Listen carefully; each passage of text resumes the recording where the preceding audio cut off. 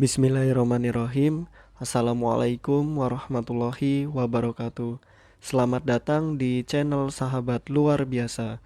Channelnya orang-orang luar biasa. Apa kabar teman-teman? Mudah-mudahan sehat selalu dan selalu dalam rahmat dan lindungan Allah Subhanahu wa taala.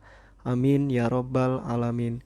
Bagi teman-teman yang baru menemukan channel ini, agar tidak ketinggalan informasi yang insya Allah menarik dan bermanfaat, jika berkenan silahkan like, komen, dan bagikan video ini, serta subscribe dan nyalakan tombol notifikasinya.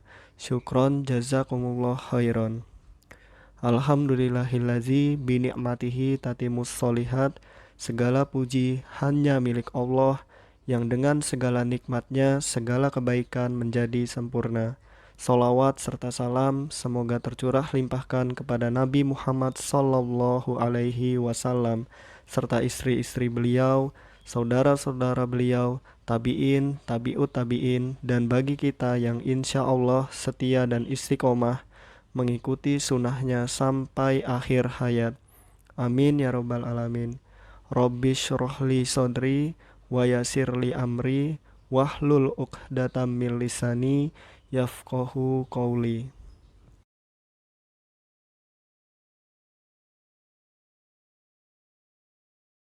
Nomor 1.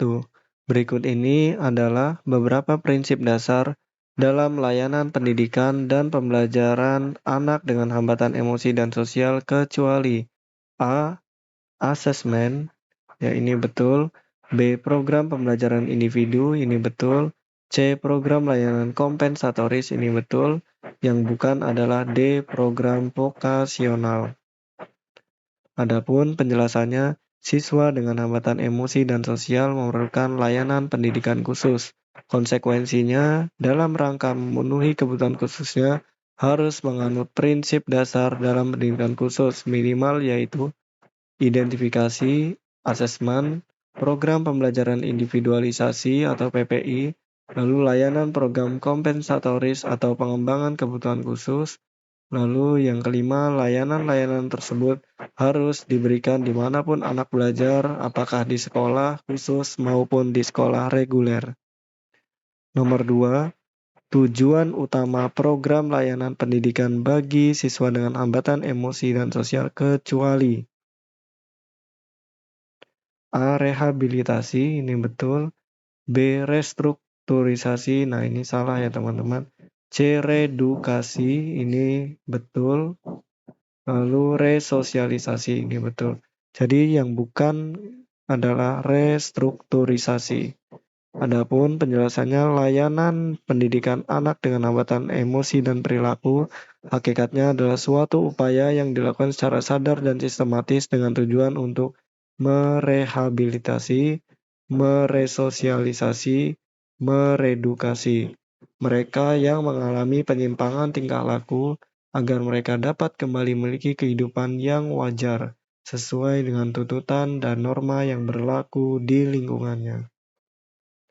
Nomor 3, dalam memberikan layanan pendidikan dan pembelajaran, permasalahan utama yang cenderung dihadapi guru anak dengan hambatan emosi dan sosial adalah A. Masalah sosial, B. Masalah akademik, C. Masalah pengelolaan kelas, D. Masalah penilaian hasil belajar.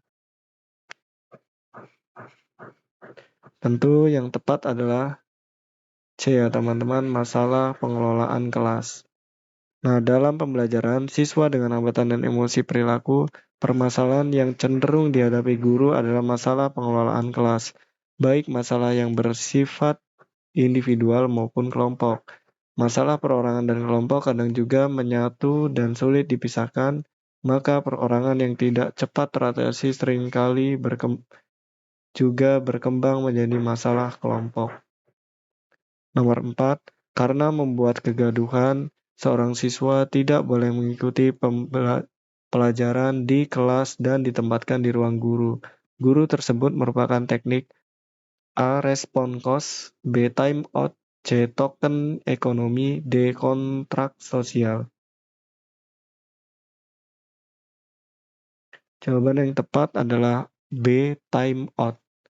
Nomor 5, Masuknya anak dengan hambatan emosi dan perilaku ke sekolah reguler atau inklusi sering mendapat pertentangan dari guru dikarenakan A. Khawatir tidak berprestasi optimal, B. Khawatir tidak dapat naik kelas, C. Khawatir membahayakan teman-temannya, D. Khawatir tidak bisa melanjutkan ke jenjang yang lebih tinggi. Jawaban yang tepat adalah C. Khawatir membahayakan teman-temannya. Adapun pembahasannya perilaku tidak mengganggu, merugikan, atau bahkan membahayakan teman-temannya. Sementara itu, bagi peserta didik reguler juga perlu dikoordinasikan agar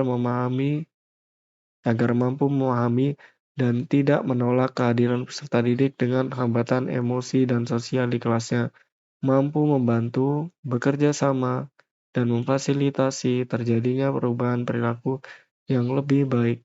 Guru kelas juga harus menjadi tokoh kunci selain mampu membelajarkan seluruh peserta didik di kelasnya, guru di sekolah reguler dituntut untuk mampu menerapkan program-program khusus sebagai upaya mereduksi ketidakselarasan anak. Nomor 6. Untuk mengaktualisasikan terwujudnya pengajaran afeksi dalam penyelenggaraan pendidikan bagi anak berkebutuhan khusus, hambatan emosi dan sosial kecuali A. Dengan mengaktualisasikan tercapainya KI1 dan KI2, B. Mengintensifkan dan mengefektifkan pembelajaran PKN, C. Harus ada GPK atau guru pendamping khusus, D. Mengajarkan untuk saling menolong.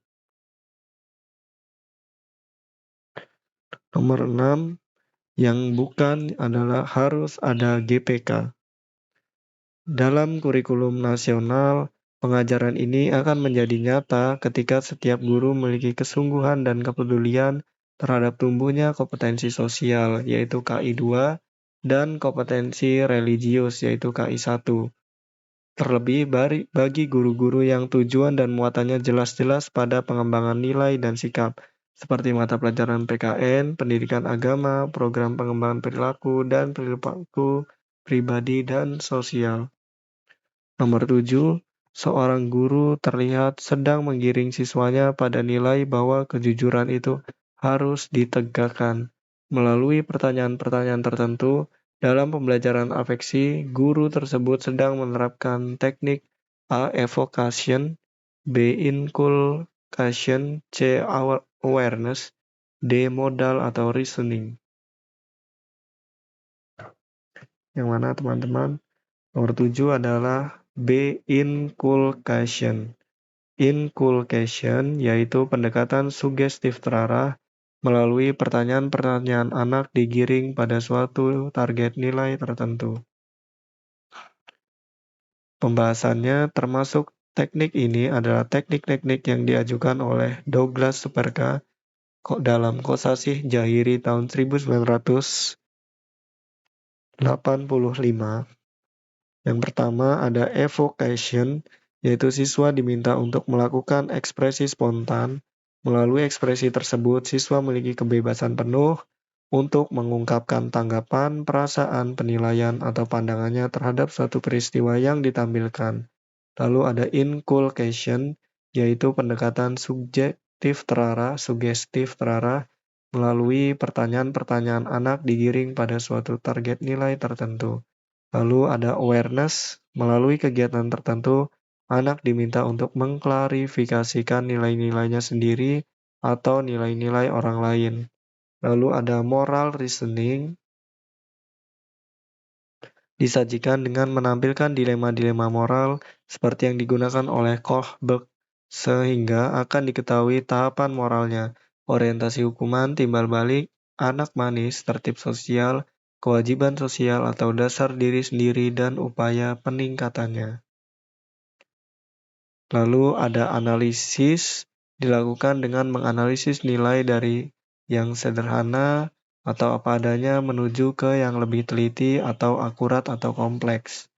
Lalu ada klarifikasi, dilakukan dengan teknik pengungkapan nilai dengan membina kesadaran emosional dan melalui cara-cara yang kritis rasional.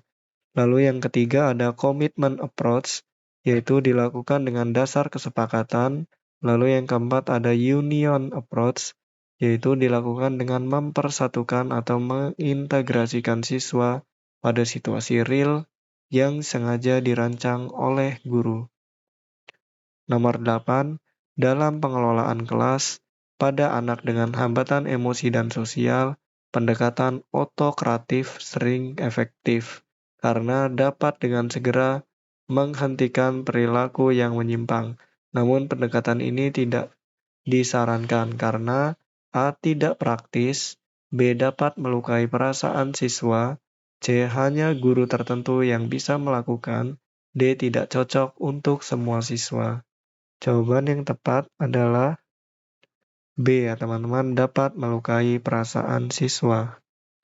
Adapun penjelasannya pendekatan otokratif, belajar akan efektif jika berlangsung dalam suasana tertib disiplin. Nomor 9, seorang guru dapat mengenali bahwa perilaku menyimpang siswanya dilakukan karena motif mencari perhatian.